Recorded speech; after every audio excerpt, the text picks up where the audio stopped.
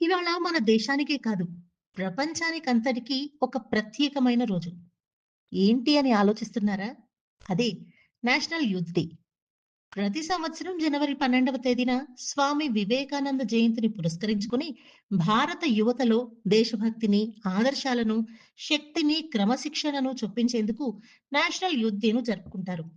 జాతీయ యువజన దినోత్సవాన్ని 1985వ సంవత్సరం నుండి భారత ప్రభుత్వం అధికారికంగా జరుపుతోంది. స్వామి వివేకానంద యువతకి మోటివేషన్, ఆత్మవిశ్వాసం, దేశభక్తి మరియు ధార్మిక చింతనకు మార్గదర్శకులు. అప్పుడు, ఇప్పుడు, ఎప్పుడైనా దేశ భవిష్యత్తు యువతరం మీదే ఆధారపడి ఉంటుంది.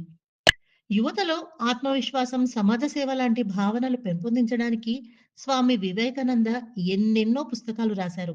ఎంతో కృషి చేశారు. స్వామి వివేకానంద సిద్ధాంతాలను పాటించినట్లయితే దేశం ఎప్పుడూ ఉన్నత స్థితిలోనే ఉంటుందనేది అందరూ ఒప్పుకునే నిజం.